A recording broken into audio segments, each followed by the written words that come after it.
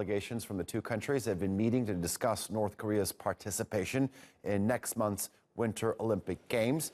But now, in what's being seen by many as a move that could undermine the thawing relations between Seoul and Pyongyang, 4 ministers from 20 countries are going to meet in Vancouver in Canada later on Tuesday to discuss North Korea's nuclear and ballistic missile programs. And Joseph Kim joins me now from Seoul. Joseph, before we get into this meeting in Vancouver, we know that Chinese President Xi Jinping and U.S. President Donald Trump had a telephone conversation. What do the two leaders have to talk about? Well, it's very important that Chinese President Xi Jinping and U.S. President Donald Trump spoke on the phone, especially given the fact that in this foreign ministers' meeting, China and Russia will not be participating in the meeting, despite how much of a major player these two countries are on the Korean Peninsula. So within this conversation, it was reported by Chinese media that Chinese President Xi Jinping said that it's very important to keep the hard-earned easing of tensions, and that must continue, and that unity will make sure that this does continue. So it does seem that China is saying to the United States that it wants to be on the same page and that it does want tensions to continue to de-escalate.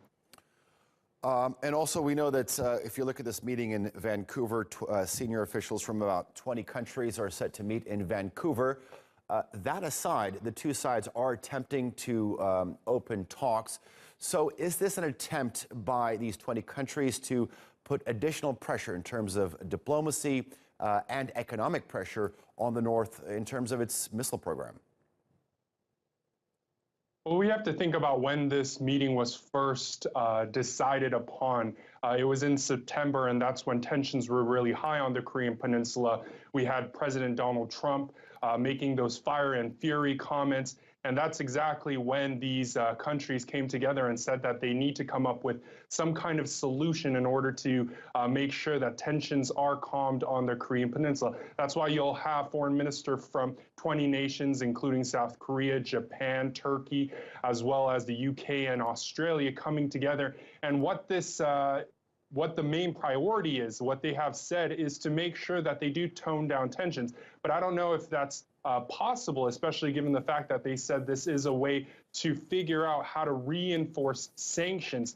Now, the two Koreas have been engaged in talks. They'll be engaged in working level discussions on Wednesday regarding Pyongyang's participation in the Winter Olympics. But if this meeting in Vancouver does make sure that they continue these sanctions and that it does escalate tensions, then it could undermine the meetings that are happening here in South Korea, between South Korea and the North.